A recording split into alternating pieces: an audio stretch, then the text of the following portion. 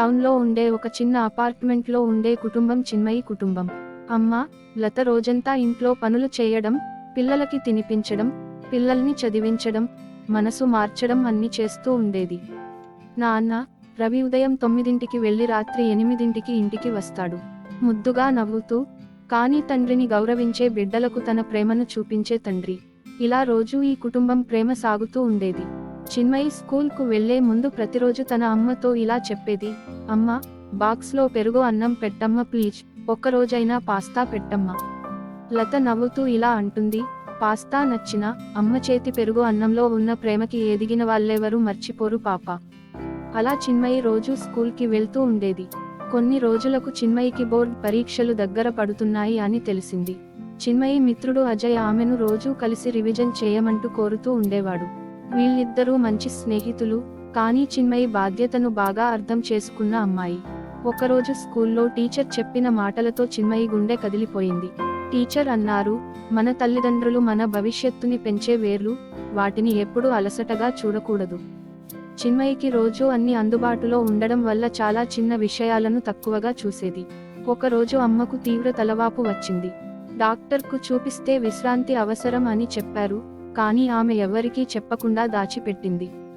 ఆ రోజు చిన్మయి స్కూల్ నుండి ఇంటికి వచ్చాక కూర్చుని చూసింది. తల్లి వదలకుండా వంట చేస్తుంది, బట్టలు ఉతుకుతుంది, తమ్ముడికి తినిపిస్తుంది.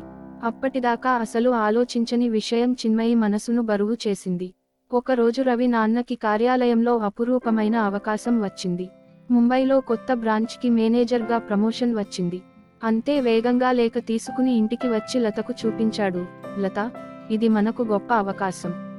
లత ఆనందంతో నవ్వినా వెంటనే ఆలోచనలోకి వెళ్ళింది.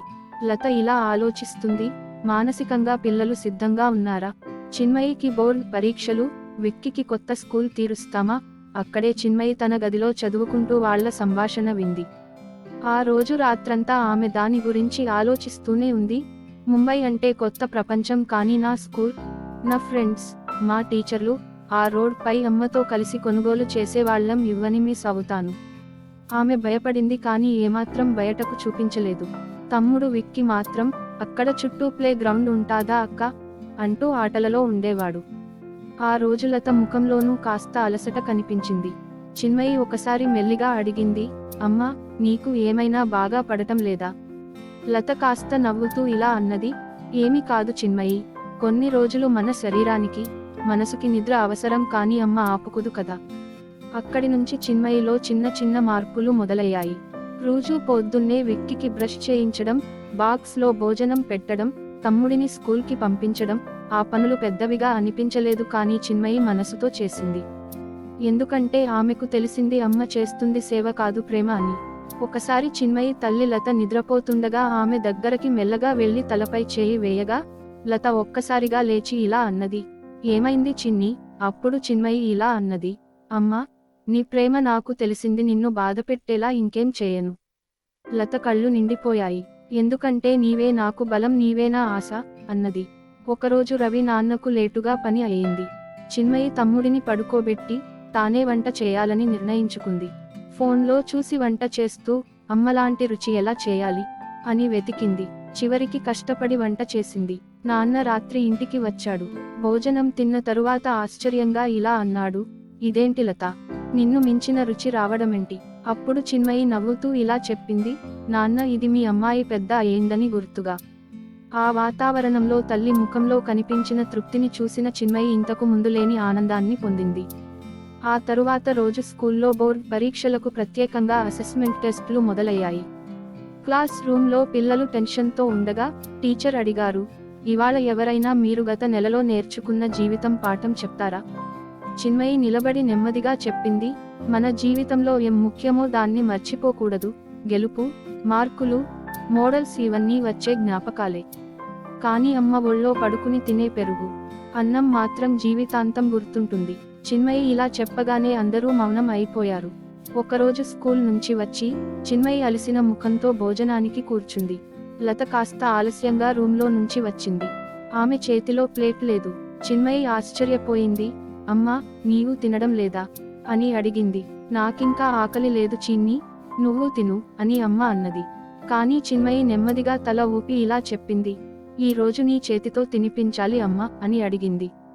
లత నవ్వుతూ తల ఊపింది. అప్పుడు చిన్మయికి ఇంకా విక్కీకి అన్నం తినిపించింది. ఆ రోజు చిన్మయి చాలా సంతోషించింది. కొన్ని రోజుల తరువాత వాణి అత్తయ్య ఇంటికి వచ్చింది. ఆమె అనేక సంస్థలతో పని చేసే ఒక సామాజిక కార్యకర్త. ఆమె పిల్లలకి చెప్పిన చిన్న కథ, ఒక రోజు తల్లి గుడ్డిగా మారుతుంది, పిల్లలు ఆమెను వదిలేస్తారు. కానీ ఆ తల్లి ప్రతిరోజు ఉదయం తన చేతితో పిల్లల ఇంటికి వెళ్లి అన్నం పెట్టి వెళ్తుంది. అది వాళ్ళు తింటారో లేదో కూడా తెలియదు, కానీ ఆమె ప్రేమ మాత్రం మారదు. అయితే కథ చివర్లో ఒక చిన్ని పాప ఏమంటుందో తెలుసా? అమ్మ ప్రేమకు కళ్ళు అవసరం ఉండవు, మనకు కళ్ళు ఉన్నా మనసు లేదంటే ఆ ప్రేమను మర్చిపోతాం. ఆ మాటలు చిన్మయి హృదయంలో ఉక్కిరిబిక్కిరి అయ్యింది. అప్పటినుంచి చిన్మయిలో మార్పు మొదలైంది. ఆ రోజు రాత్రి చిన్మయి ఇలా చెప్పింది, అమ్మా, నాకు ఇప్పుడు అర్థమైంది. నువ్వు నన్ను పెరుగు అన్నంతో కాకుండా ప్రేమతో పెంచావు.